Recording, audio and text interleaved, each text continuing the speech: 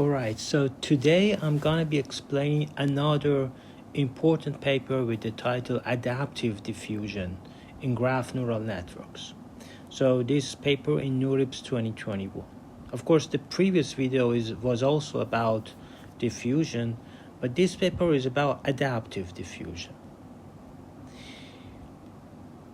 The success of graph neural networks largely relies on the process of aggregating information from neighbors defined by the input graph structures.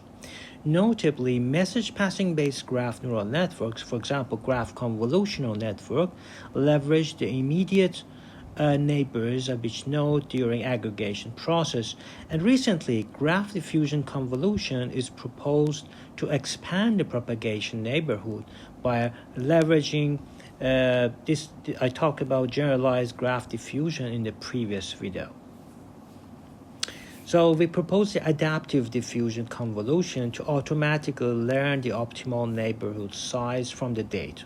And we break conventional assumption of all graph neural network layers and feature channels, or we call it dimensions, should use the same neighborhood size for propagation. We want to break this assumption. So for this, they designed strategies to enable ADC to learn a dedicated propagation neighborhood for each GNN layer and each feature channel.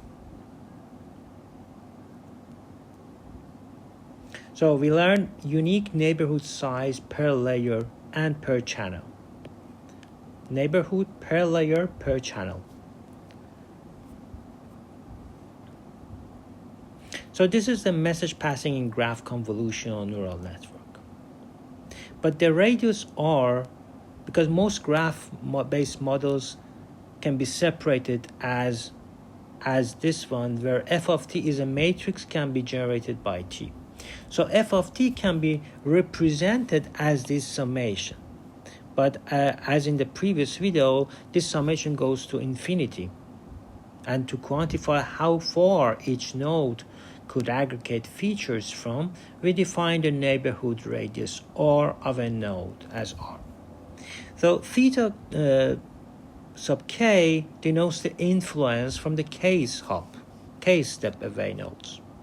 For a larger R, this means the model puts more emphasis on long distance nodes. For example, when you want to capture global information. Neighborhood radius in graph diffusion convolution. This graph diffusion convolution addresses this problem. And like previous video, there you could see the connection with heat kernel. And the prior knowledge can be described as this equation. So this number n of I is neighborhood of node I. And x sub I represents the feature of node I after diffusion at time t. And this differential equation can be solved very easily.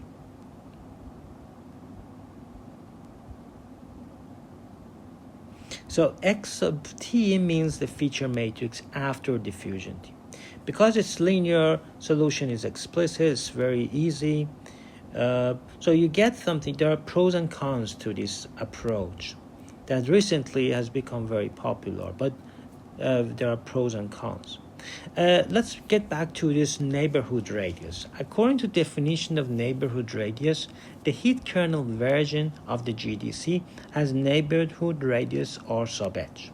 And this suggests that T is a neighborhood radius for the heat kernel. Do you see how beautiful it is?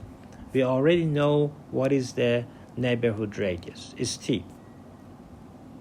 And T becomes perfect continuous substitute for the hop number in multi-hop models. Recall that heat kernel version of graph diffusion convolution has the following feature propagation function. This T that you see here is fixed. This T is fixed. K goes from 0 to infinity, but T is fixed for all feature channel and propagation layers in each dataset. Now, this in the previous video we had a bi-level optimization, Now it's very similar to that. Again, bi-level optimization. We propose a method of training T by using the gradient of the model on the validation set. The goal is to find T star that minimizes the validation loss.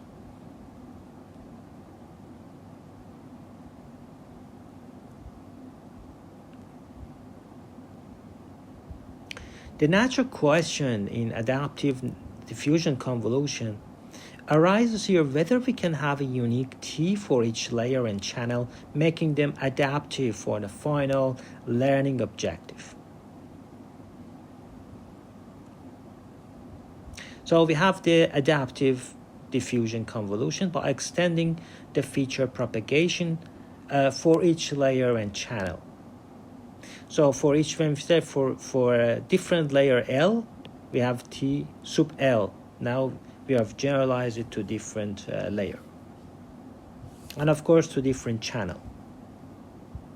Because the ith channel is, I is representing the channel. Which channel are you talking about? So they generalize it. Now we want it adaptive. By introducing the adaptive diffusion that based on heat kernel without loss of generality, we can have ADC extended to a generalized ADC, not limiting the weight coefficient as heat kernel. So we have this feature propagation of GADC. So as we operate differently on each channel, whether we propagate before or after the feature of transformation function actually matters. So we swap the propagation and transformation steps in the original message passing to this one.